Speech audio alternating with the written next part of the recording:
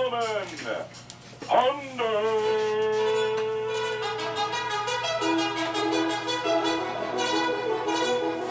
This is real, people. This is not a drill. It's time for Points to Ponder.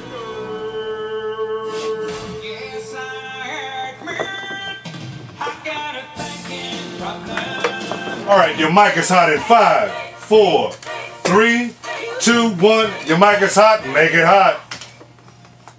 Good Wednesday morning to you, and welcome to Points to Ponder. I'm Ron Ponder, and we've got a special program today. You've heard us talk about it all week and all last week. We have a debate between the two candidates for 50th District Representative, Todd Bosley, who is the Democratic challenger to the incumbent, the Republican incumbent, Todd Snitchler. We also have Martin Olson in the house. As you know, he's the, I guess, author would be a good word to call him, of the Stark County Political Report. He's videotaping this, so you can also see a videotape of both Todd's on his blog. Let's turn the page and talk about campaign finance. I was looking at your campaign finance reports. At the last report, both of you raised about the same amount of money so far. Who are your primary donors?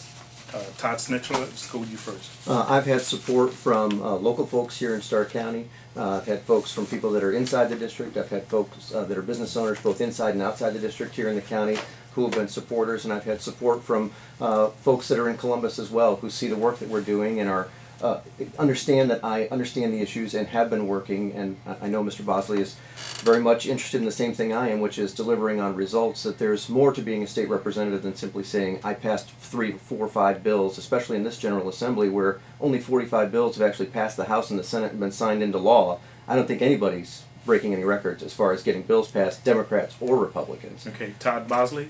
I'm supported by everyday average people. Many of the people that support me when we have fundraisers have been with me for 7 years or longer. Donna Fuller, who is my biggest advocate, she has cooked at every single barbecue that we've had. I'm supported by small people primarily. Teachers groups are very supportive of me. I'm supportive of a variety of hardworking individuals across the state of Ohio.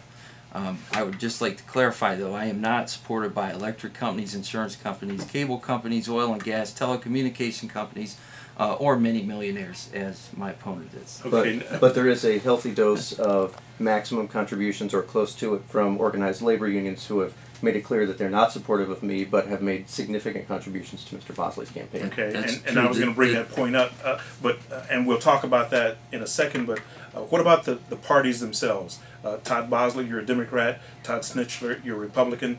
It's been my experience in watching parties, they're interested in getting their candidates elected, not necessarily in governing. They leave the governing, fortunately sometimes, and sometimes unfortunately, to the candidates that they support. If you win, how much influence is the party going to have over either one of you? And what about outside interests? Todd Snitchler, you mentioned some of your funders were from outside the district. How much influence are they going to have over you with that? Plus, you also, Todd Bosley. I think that's Todd Snitchler. That's a great question. I think people support candidates for 2 reasons. 1, because they believe in what they're doing, or 2, the candidate has clearly expressed their views on where they stand on the issues. I'm for smaller government, lower taxes, and individual accountability.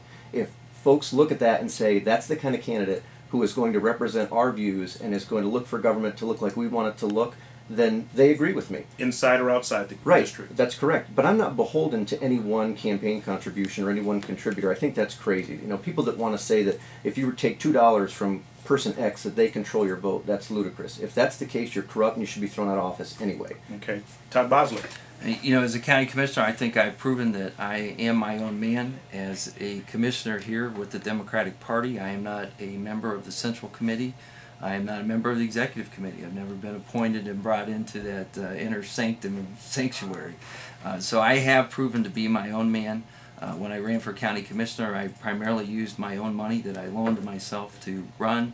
I've not been beholden to anyone. When I get to Columbus, I have ideas that I believe in, and I think most people that know me will tell you when I believe in something, I put the pedal to the metal, and that's who I am. That's who I'm going to be, or I won't be in politics. And that includes party influence too, right? Both of you? That's correct. Okay, because I know you mentioned Arnold Bunish, Armin Bunish, who is the Democratic Speaker of the not Speaker of the House, but he is Yes, Speaker he of is the House. Speaker of the House on the House side, and I know he recruited you.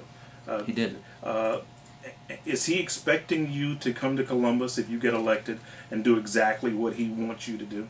We've had many conversations about this, and he says to me that he is very supportive of a free-thinking individual who will try to get things done. That's really what he's looking for, and I don't anticipate anything other than that. Okay, and Todd Snitchler, I see our party on the national level walking in lockstep with our leaders in the House and Senate, voting no on everything.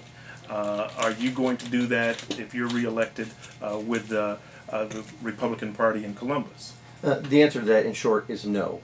I think you have to look at every issue independently and make a decision on it.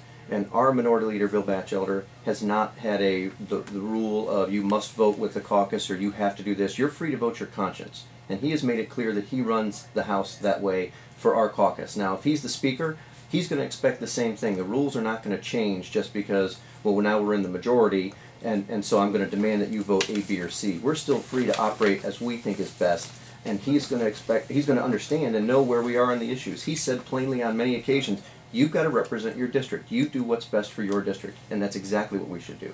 Okay, that was Todd Snitchler. We also have Todd Bosley in the house. We're coming down the home stretch. We got time for one more question, Stefan, or we got 2 minutes left?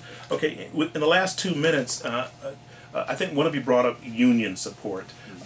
Union supports you, Todd Bosley. Is it because you're a Democrat and they traditionally do that, and unions don't support you so far, Todd Snitchler? Is it for the same reason, or what's going on there?